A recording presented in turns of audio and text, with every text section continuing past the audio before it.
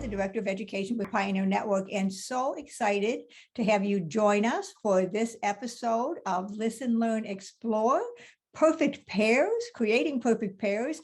And we have a great team here, 2 out of 3 of the team right now, maybe the third coming, to continue this conversation. And they are Emily Lerner, who is the founder of Perfect Pair, and Lizzie Rubel, I hope I said that right, who is the student half of A Perfect Pair.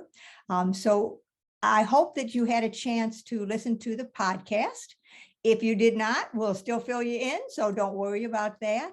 But Emily, maybe we can start by just a little bit of a recap of just what is Perfect Pair and how did it come to be? Yeah, definitely. So Perfect Pair, we are a nonprofit that individually matches volunteers, college volunteers, one-on-one with a resident and assisted independent or memory care communities. And outside of just having that 1-hour conversation every week and that really special connection, we also do a lot of programming to re-engage seniors in activities that they love, whether that's art or reading or poetry or language, any of those types of things. And it started because I volunteered in assisted living for 4 years, spent some other time volunteering in assisted living before then, and just found there to be a lack of intentional connection between younger generations and older generations, and also found that it was difficult for a lot of my residents to stay connected to their communities and stay connected to like the various things that they love to do, whether that be art or gardening or whatever it was. So to kind of bring those together, we started Perfect Pair. Wonderful. And I'm going to back up just a second because I realized, and I see that Diane is getting pulled in 3 different directions, up, and she got pulled off. Christine, I'm wondering if you could share where you're calling from and what kind of community you work with. I teach certified nursing assistant here at in Prosper, Texas. I'm actually in class right now, so I had to mute, and so my students are there working, practicing while I'm here. So I just I don't even know. I think it was through maybe Facebook or something. I heard about this and just thought it would be an interesting thing to learn about. We also have one of the other instructors. We've just started a activities care program for nursing homes, and so that's a brand new program for us. And I thought, well, maybe that would be a great also thing for them to get involved in. So we're just here to kind of learning. I know she was busy and might have to jump in a little bit later. Yeah, so we were just kind of interested in what it was all about and see if it would, something that we could use in our program. So Diane, are you with Christine? No, I'm not. Oh, so I apologize, Diane, when you had to, I saw you got pulled off a minute. We were just kind of backing up again because I forgot one of the basic principles of Pioneer Network, which is know each person.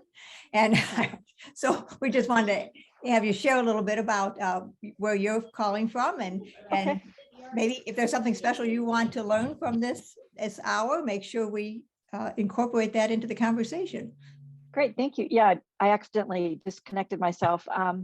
I'm from Corvallis, Oregon, and I'm a volunteer long-term care ombudsman. I have been for 4 years. My mom lived in memory care for a couple of years, and to me, one of the things I see lacking the most is sort of this social connected, social emotional kind of thing, that people are often really lonely, and having some consistency or ability to know someone cares about me, is really important. So when I heard about this program, I thought it sounded really amazing. Very cool. And it is. So I don't know, Emily or Lizzie, if you'd like to maybe hop in and share a little bit more about what you put together, some of the pairs that you've had. Lizzie, your experiences as a student and what it's meant to you. And I guess part of it is too, how much do you have to do on the student side? How much work is there for you being a part of a chapter? Sure, I can speak to my experience as a student volunteer. So I've absolutely loved my experience thus far with Perfect Pair. It's one of the most meaningful things I do. And essentially, I visit with my pair for an hour weekly, and it does not feel like work. We often stay more than the hour. But I love having an intergenerational relationship that's so personal and meaningful, and it is absolutely mutually beneficial. I feel like in college times can get really lonely as well. So I have loved spending time with my pair, and we've become really close. And I also love having the programming aspect of our organization, that we get to do activities together and really re-engage in a lot of things that I haven't done and she hasn't done in a while. We love to color together. We've potted some plants. We're planning on reading a book, just things like that, to have some sort of medium to really strengthen our relationship. So as a volunteer, it's really one of the best things that I've done. And I know I'm not alone in saying that. All the students really have positive experiences. So yeah, I'm happy to answer any questions from that perspective. You're muted, Joe. There we go. I should know better. Can you, Emily or Lizzie, can you tell us a little bit more about how this whole thing gets started? You know, you heard about this, so now what can you do to make this happen at obviously a college that you're affiliated with, if you're coming from a community setting? Yes, definitely. So we get started at universities near communities. So as long as there's a community within, we say about an hour, if you're okay doing virtual meetings, then we can kind of get your community onboarded and get residents matched. And if not, we're looking for any student, graduate student, undergraduate student, like nursing students, whoever it may be, that might want to start a chapter. So they go to our website and they go to start a chapter, or they can go to contact and they just fill out a quick form telling us about their university, about why they want to start a chapter. And then we work with them to provide them resources and training and raising the funds to provide all these activities. And then we will reach out to communities in the area or go to our community waitlist, which are places that want to join and want to pair their residents, but we don't quite have a chapter yet. So anyone that you would know at a college, that's kind of where we get started. And is it a lot of work? You know, I think that's something that sometimes comes up. College students are busy like everybody else. How much work do I have to put into this? You know, if I'm the one that's helping start it, or I agree to be one of the officers, and hey, Bobby Jean. Hi. So as far as the amount of work, it honestly depends on the executive board position. So each chapter that runs, we have 10 students that take the lead and are on the board of that chapter. So obviously, if you were in the president role, that would be a little bit more work of coordinating, or our volunteer chair, for example, does a little bit more work. But there are jobs that are a little more work, a little less work. And honestly, all of our board members have found it to be really, really fulfilling, and that they like doing it. And even our highest work roles aren't too much, and there's a lot of support in place. So we already have all of the training, all of the documents, and then we also do chapter coaching from a national level. So you kind of get support from a lot of different angles. Yeah, you do. And I've seen the packet that you sent out. I have the privilege of, I've been part of a conversation that Emily has been having with Mizzou, a college you may have heard of here in Missouri. And I've seen the packet of information of everything she sends out with the promotional materials and so much to help an organization, a college get started with it. So you've really put a lot of thought and a lot of work into making this, making sure that people that move forward with this are successful. Yeah, definitely. We're really high touch. I care about each chapter. I know each board member. So definitely making sure that those are successful when we start new chapters. Well, we're going to kind of detour back again because we have somebody here that we just have to meet, and that's you, Bobby Jean. So Bobby Jean is the other half of the Perfect Pair with Lizzie. So Bobby would like to introduce you to the group here that's on our Zoom call, and maybe let you share a little bit about you and about Perfect Pair and what it means to you. Oh, hello, excuse me, everyone. I just got rid of my little great granddaughter, and she got upset with me because I had told her earlier in the day that we would be seeing Lizzie and talking on the Zoom. So I told her she had to go home with her mom. She was ready to leave. She says, "I don't want to go. I want to go with my friend Lizzie." Aww, I miss Taylor. but yeah, I think it was around June or July of last year, and our activities director wanted to know if I wanted to be a perfect pair. And I kind of was hesitant about that, because you never know what you want to be getting into. But I had to, go and take a leap, and a leap of faith, really.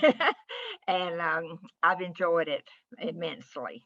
And they couldn't have paired me with anybody any better than with Lizzie, because some college kids and all that. I mean, I've had college grandkids, and I know how sometimes they don't like to do what you ask them to do or what I expect them to do. But she's just been perfect. I mean, the words came out, and I found at Christmas time, I was shopping in either Kroger or Macy's, and I found a little perfect pair, and I had a boy and a girl. Remember that, Leslie? Yes, it was perfect. Or put on her tree next year, and it says perfect pair. And they only had that one, because I would have gotten one for myself too, but maybe next year. But we've been going strong as far as, with COVID, that set us back as far as having not been able to meet in person as much as we would like to have done that. But guess what, Lizzie? Nanya sent out a letter yesterday to all the residents and their families and all. They can go into the common areas now. Oh, that's so exciting. Yeah, but you still have to wear the mask. Mhm. But you can go into the common areas, and you can go anywhere in the common areas, wherever they are. That makes it up for us, for you and I. We'll be able to. I know you get tired of going in my apartment, but yeah, we'll be able to do more in there. Be more creative when we get to where we want to go, which common area you want to work in. All we have to do is sign up if we want to do activities like we did before. So, but yeah, anybody that I come across with, I'm all the time talking about perfect pair. And my family, not only up here, but in Georgia and Florida, but mainly Georgia, my son and grandkids and all, they just can't believe how much I have changed, because I mean, it keeps you from being bored. It keeps you feeling like you belong to somebody else, not just your family. It's and it's working out so much better. And I'd say the first 6 months, those little packets that we got, all the time. At first, I had someone say, "Well, don't you feel like a kid doing those?" We painted, did a little garden, and we wrote that. And no, I didn't. I do not feel like a kid. I'm probably doing things that I never was able to do when I was a kid.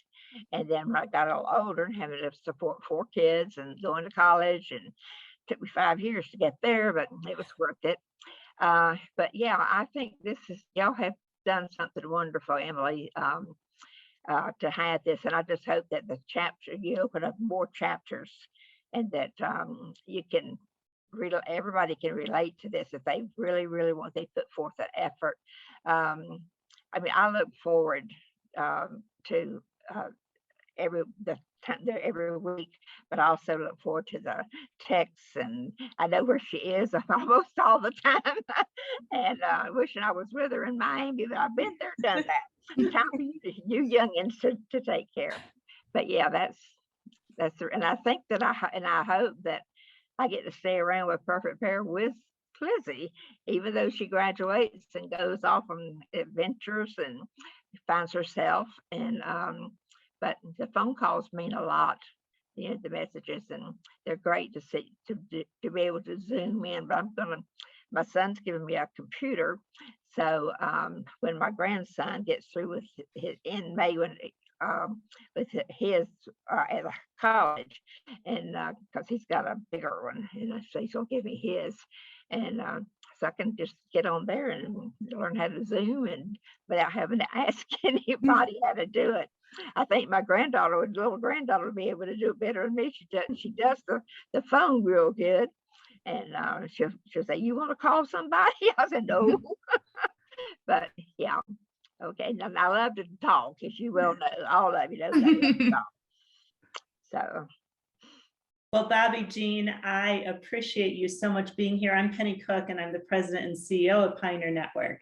And I have to tell you, when I listened to the podcast that you did with Lizzie and Emily and Joan, I was just so impressed with this whole program. And, you know, you said it so well, it seems like, what this means to you and what this has done for you. And so I'm just so glad you're here. I'm so glad you're part of the program. And Emily, I just have to say, I'm so glad you started it. I think that this is really incredible. And I have a few questions that I've thought of as I hear you all talking. So Emily, the first one is for you, and then Lizzie, you know, feel free to chime in too, but most of your volunteers, why would you say that they do volunteer for Perfect Pair? Yeah, so we actually started right in the middle of the COVID pandemic, and a couple of things. One, a lot of volunteering had shut down campus-wide, like community-wide, and this was something that people could get involved in and still can get involved in that doesn't require you to go in person. So it depends on our buildings and our pairs of if their meetings are virtual or in person or a mix of those two things. So I guess the first initial reason we had a huge outpouring in the very beginning was because students were looking for a place to volunteer. The second big reason why it's continued to, I think, be so successful, even though COVID has died down in some regions, is because there's not much volunteering, at least when I was an undergrad, that was one-on-one. Like there wasn't like real connections. And I know I went into my assisted living community in Ann Arbor, and I went there every single week, and I had so many different residents who are my friends and things like that. But a lot of times it can be harder to build like meaningful relationships when you're going into group settings, whether that's making cards or, you know, volunteering in other places and volunteering at the hospital or like a food bank or whatever it is. And so like this truly becomes a friendship, as I think you can tell from Bobby Jean and Lizzie and a lot of our pairs. And so I think volunteers seeing like, oh, it's not volunteering, it's like, it is volunteering, but it's also really building a meaningful relationship and really like making a difference for yourself and for somebody else. And so I think that's why it's been so successful and so many students have wanted to do it. Yeah, I just think that's so impressive what you said about that idea of connection. Do you see a commonality amongst your volunteers? Like, is there anything like they've had? I will tell you, I asked that question because so many people that are in our world of kind of aging services and senior living and long-term care, they've had some personal experience in their lives with an older person. I just wondered if you see that commonality, or Lizzie, you know, obviously you could speak to that too personally. From my perspective, honestly, not really. And so we've had some volunteers that are like have really impactful experiences with grandparents or with aging, which is like me, like that's so important to me. But the incredible thing is we've had a lot more volunteers that have had really no experience with assisted living or long-term care or communities.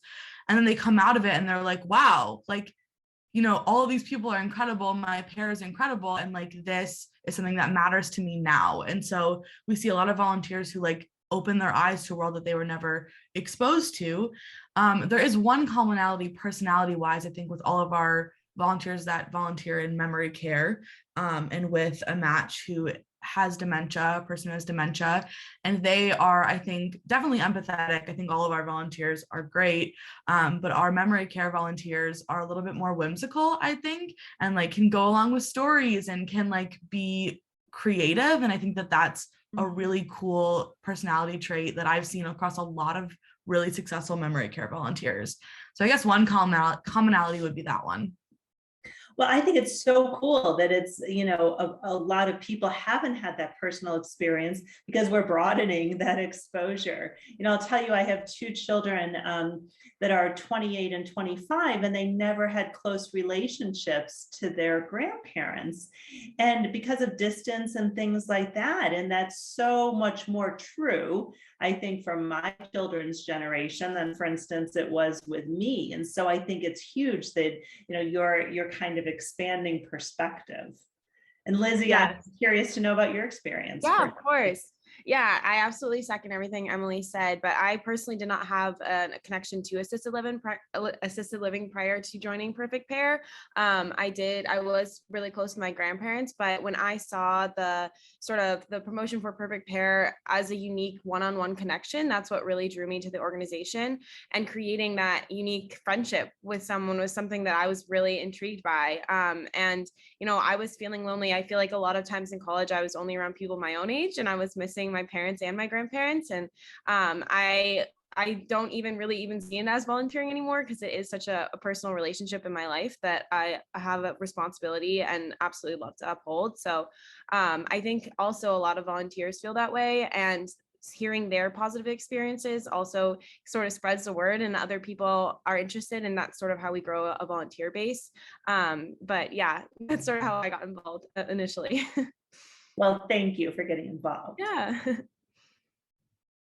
I just think it's incredible how you have kind of debunked. I mean, we have this myth that the younger generation isn't interested, doesn't have the, it doesn't have the work ethic to put the effort into all of this. And you've just debunked that completely. And I think lots of people have, but what a wonderful way, and to do it in a world where those of us here on this call and listening so much appreciate that, because it's the world that means so much to all of us.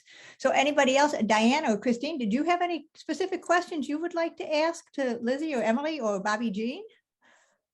I think Diane's coming on. I'm curious, is there a way to see where there's chapters on your website? Yeah, so it's on our website. If you go Okay. to, I think it's About Us, there's a chapter section. Okay. And I actually need to update that. It's on my to-do list because we're going so fast that it's hard to keep the website up to date as well. But yes, it should be there.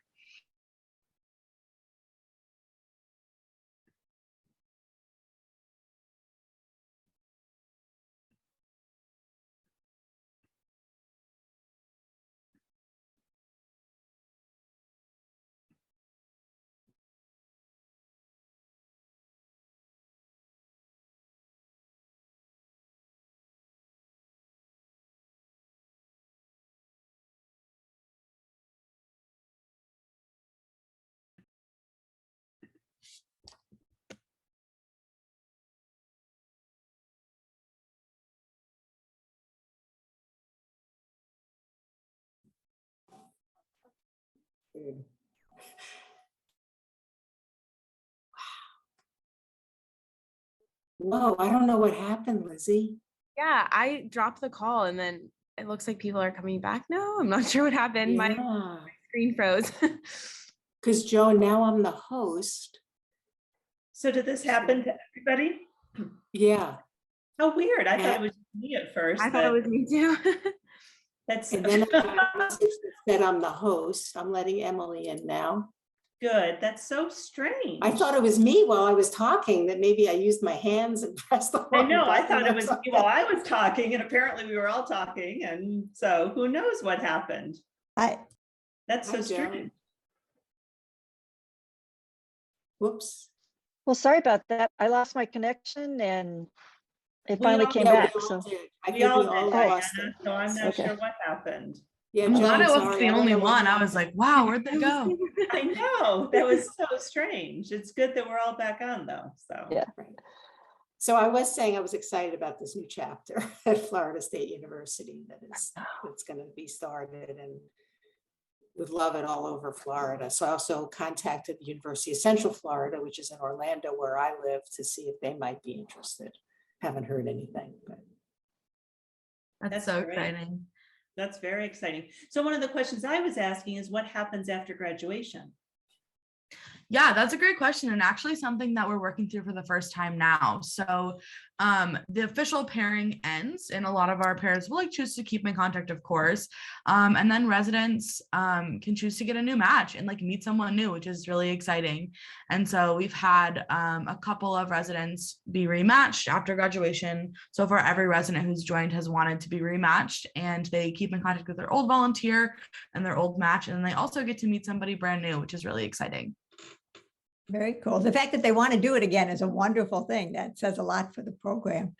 When we lost everything, it looked like Christine, you were wanting to say something too. I don't know if that got lost in the. I'm sorry, we're just in the middle of switching classes, so it's a little hairy here at the moment.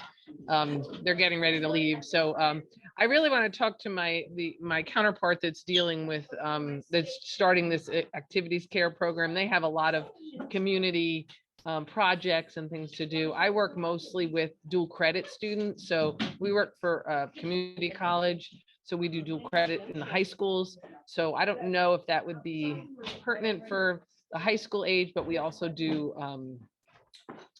the general population also, not just, hi you guys, sorry.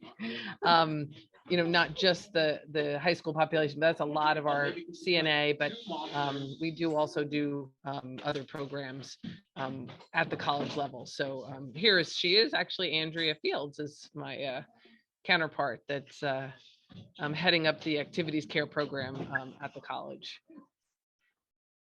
So Emily, I'll let you. I was just talking about you, Andrea. If you can hear us.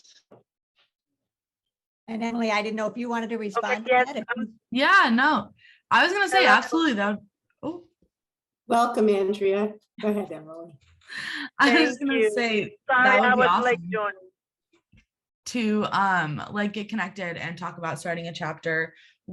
As long as they're college students, that's been our cutoff so far, just because it's a little bit more autonomy college students have over their time and like where they go and how they do their volunteering and all of that stuff. But that would be really great, and would love to share any resources as far as activities, how we started the program, connections, etc. And Christine and Andrea can get your email address right off of the website, correct? Yes, I can also put it in the chat too. Oh, okay, perfect.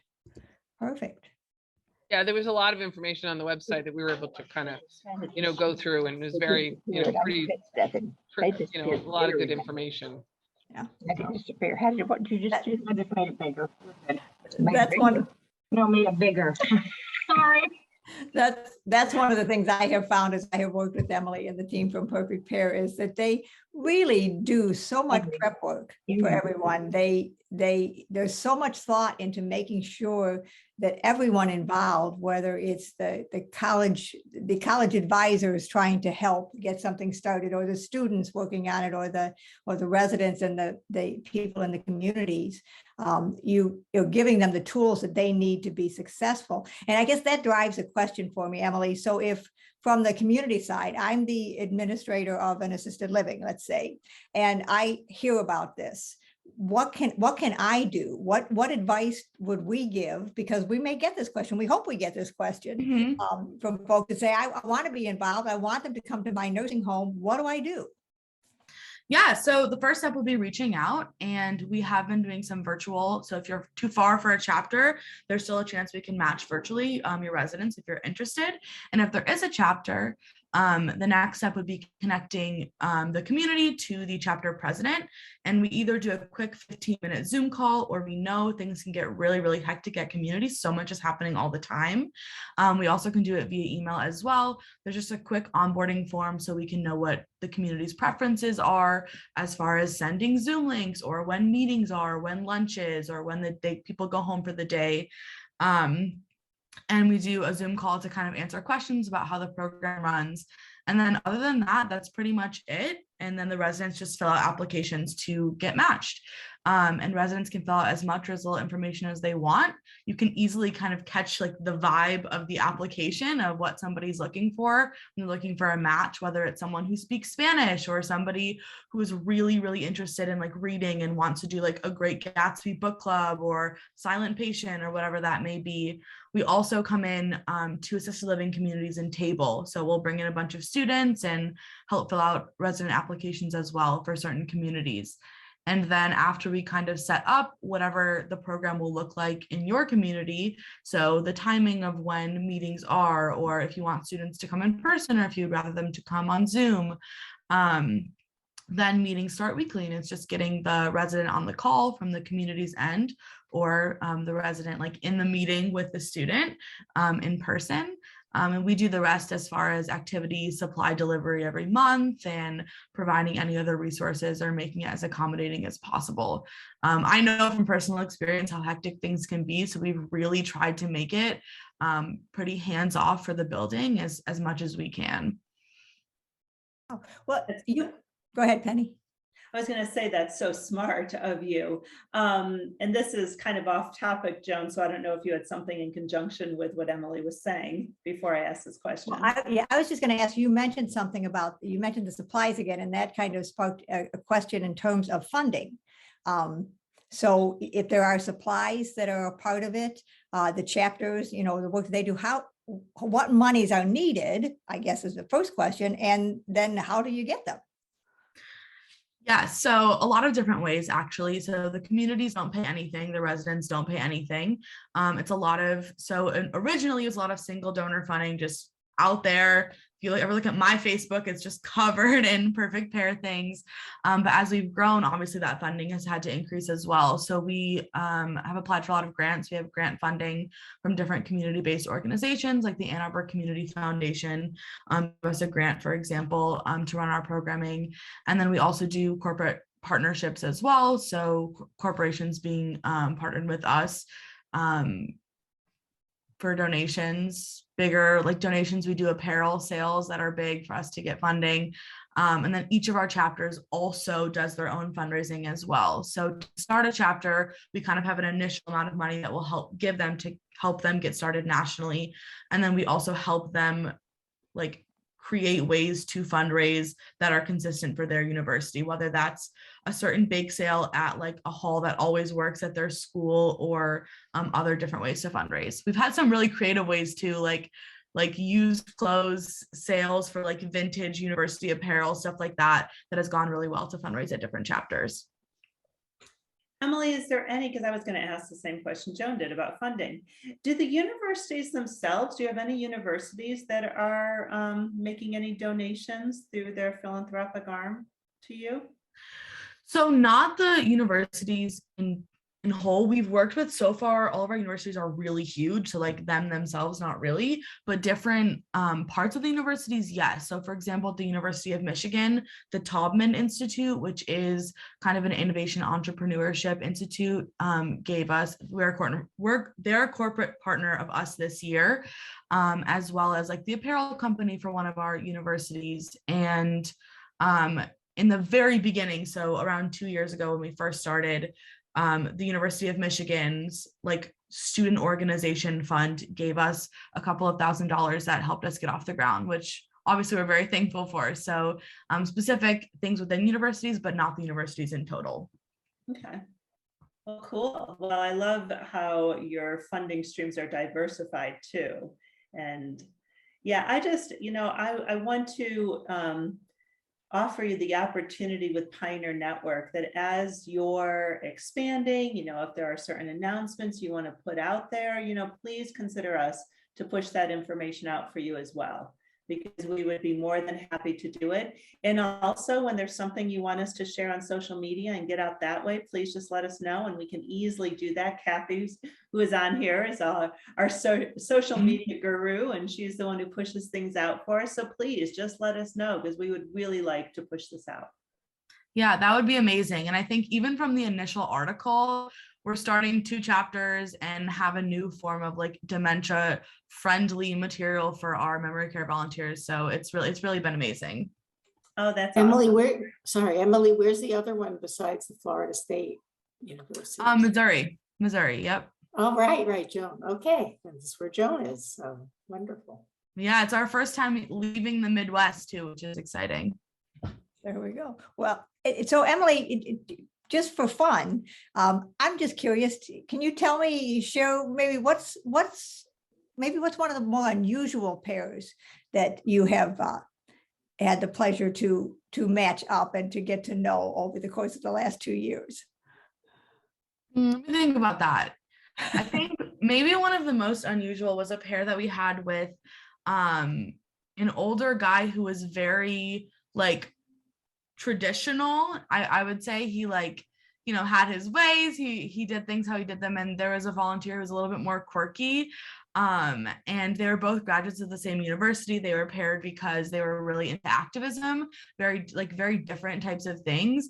And they like, wow, did they bond? They became best friends. So it was very, very sweet to see like their connection with each other. And I was a little unsure of their matching at first, honestly, because you can never truly tell from paper if somebody's going to get along and how well they're going to get along.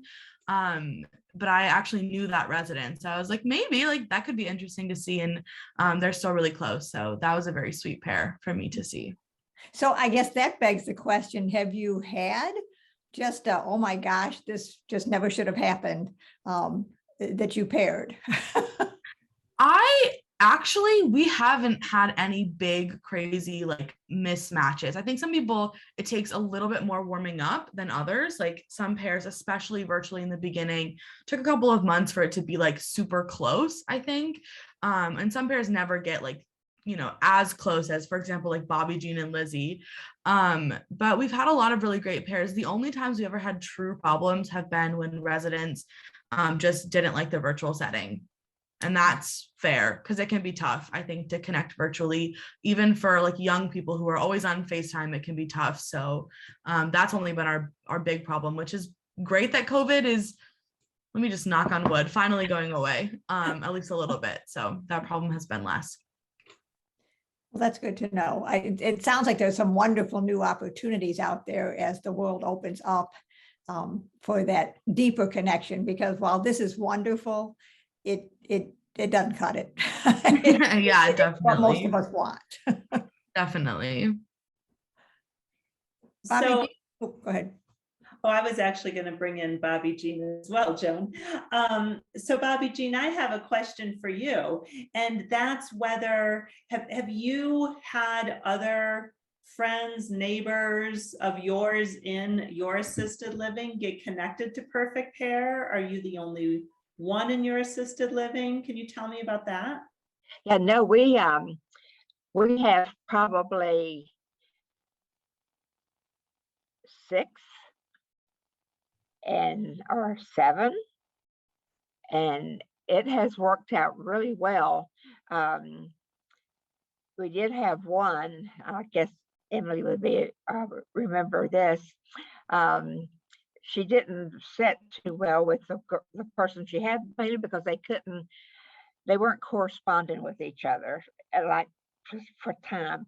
The resident here would not inform our activities director that she wasn't going to be here, you know, for the virtual meeting. And so it was, she is one of my friends, and she'd always tell me, you know, I don't like this because I don't ever get to do anything. I don't have these little packets, you know. Well, she forgot that she was supposed to be a little instigator sometimes, you know, and know them like Emily can't read her mind. And but she has been paired with a very, very nice young lady. And we have another one that his perfect pair graduated in December from university, and so they immediately got him somebody else, and he's very satisfied with, you know, with her. Then we have one that her family is all over, you know, in Ukraine, and it's just her dad, mother, and a couple of more people and herself that are here. But it's sad, you know, but they're able to talk about it, you know, with I mean, she talks to her perfect pair, and she saw me in the hall, and you know, and said something to me about it.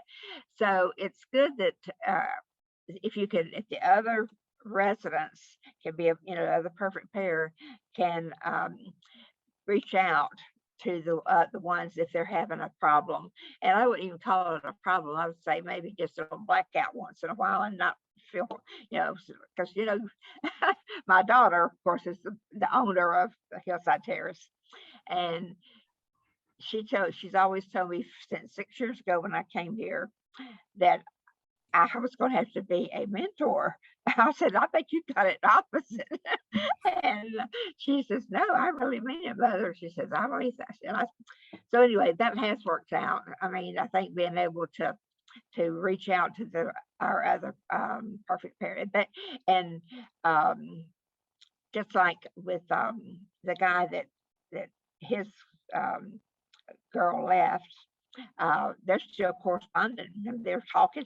You know, she called him. They talked Sunday, so it's good. You know that he has a new one, but he also still has his old one. You know. Yeah, it's expanded his network, I'm sure. Yeah, and so that's it. Don't you get no ideas? I would share you with somebody. That's But funny.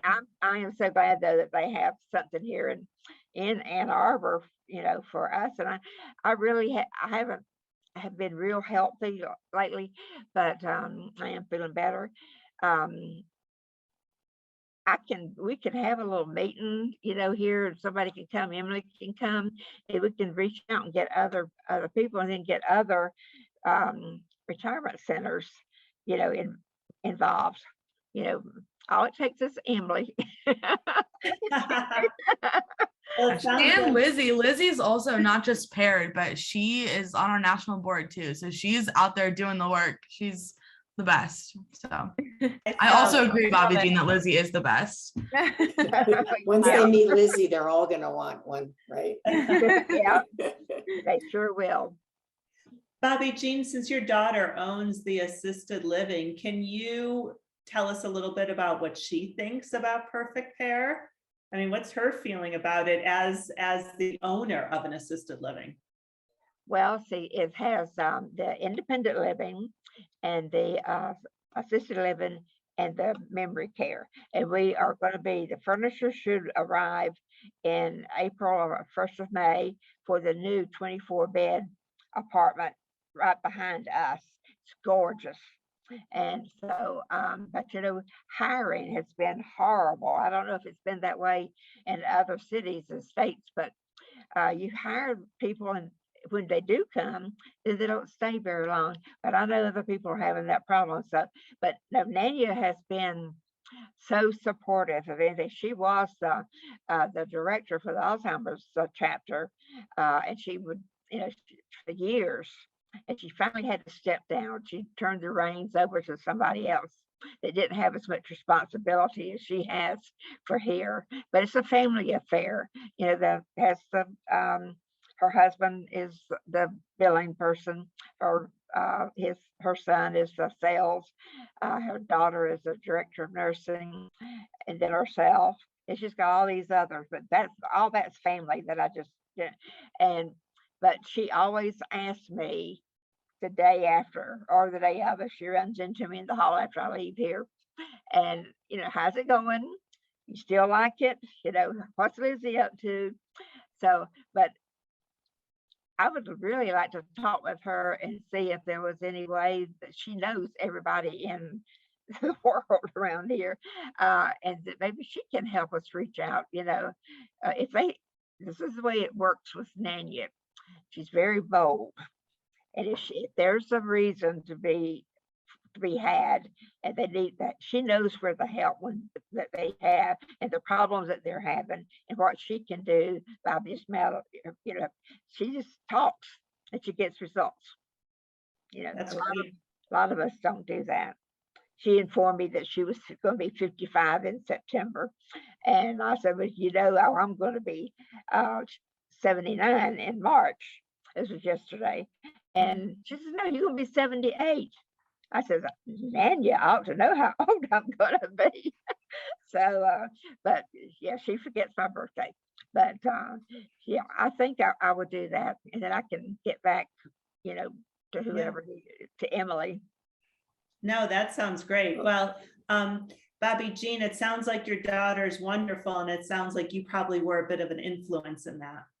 I had a long journey. I think. And happy birthday to Bobby Jean. You said it was yesterday? No, it's going to be the 27th of March. 27. Oh, And okay. this she and I month. were just talking yesterday, and she couldn't get my birthday, I mean, my age right. Close even. Right, right. I You've got hope, 20 I hope that I Well, you can set her keep on. straight on that. She has 27 days to figure it out. Yeah. Emma, Bobby Jean, you said something, and just in conversations, this is kind of an unusual question, but Emily, so much of what has been said, you talked about some gentlemen who are on the perfect pair side, the resident side, but most of what I've heard, and maybe I wasn't listening well enough, seem to be more women on the student side. Are you able to, do you have a pretty good mix, or do you have a harder time recruiting men to be a part of this, or? Yeah, so we actually have a pretty good mix of volunteers, definitely more women. I would say like 70-30 women to men, but we have a lot more female residents than we have men. So that has actually been, and a lot of times we have on the application, like, let us know if you have any specifics or if you want to be paired with somebody. And so a lot of times, like, women will want to be paired with other women to kind of share that experience. So that has actually been the less men volunteers. We also, a lot of our guys in the program aren't in leadership positions. So we have a lot of all female boards, like executive boards. But hopefully we've had some incredible guy volunteers, just so great. So hopefully we can get them, into leadership positions as well. I think the whole, we've become so aware of, as we should be, the diversity and in both in our resident population and our student population, and quite honestly in our general population. And it's always fun to hear stories. I had someone share with me a story about a relationship that had been developed between a resident living in a community in the South who had never really been exposed to anyone in African American, and she was paired with an African American young gentleman just to develop a relationship with, and it was a little bit sketchy in the beginning, and they became such great friends. And they both said, and the residents said, how much it opened her eyes up to a world that she had never been aware of before. And we talk about the fact that in a narrow sense of thinking, we used to think about people, you get old and you stop learning and growing, and we know that's not true. You never stop learning, you never stop growing. And I think in the past, because of that, we didn't afford these opportunities to be challenged by something new or different, or to learn and be connected with someone who was different from you. And so I think that's a wonderful opportunity we have on both sides, both the resident and the student, to really get to know someone who is different from them and learn to appreciate those differences. Yeah, definitely learn to appreciate, and also learn how, even though your lived experiences could be very different, there are still a lot of things you could have in common. And that's been really special to see as well. Absolutely. Well, we've gone about 50 minutes now, and it's been a wonderful conversation. Emily, I'm always so impressed with what you have to share. I'm impressed with you personally, what you have done. And you've graduated from college now, right? So that college role is now behind you. Yes. Yep. I graduated in 2020, and I'll be heading to medical school next year. Yay. Very good. Very good. And are you going to work as a geriatric physician? That is the goal. Yeah, definitely. I also can't wait until I can be a geriatric physician who can choose my hours and do perfect pair more full time during the day too. That's also a goal of mine. So getting through 4 years of med school to do perfect pair a couple of my days a week would be very, very exciting for me. There we go. Well, I'm so impressed to hear that, and absolutely wish you all the success in the world. So as you're going through med school and keeping this going, anything that any of us can do to help keep it going too, we're right there for you. So before we wrap this up, does anyone have any last thing they would like to ask or say?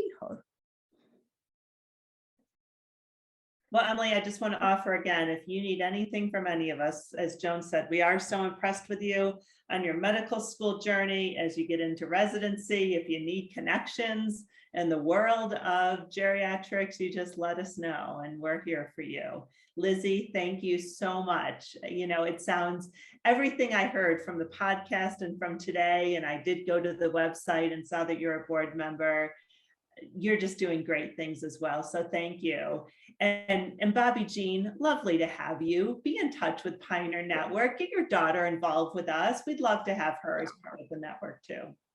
I sure will. It's a pleasure to be part of such a wonderful organization, and there's such a future to it there.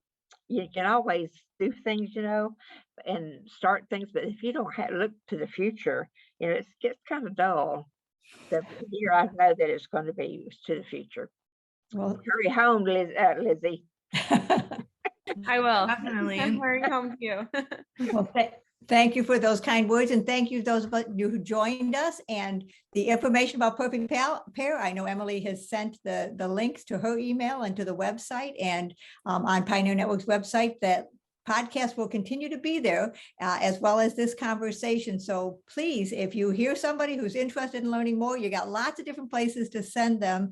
And we just want to see, we want to hear 5 years from now about this program that has just skyrocketed and is the thing that the program to have, the organization to have on your college campus is Perfect Pair. So thank you all for being here and wishing everybody a wonderful day.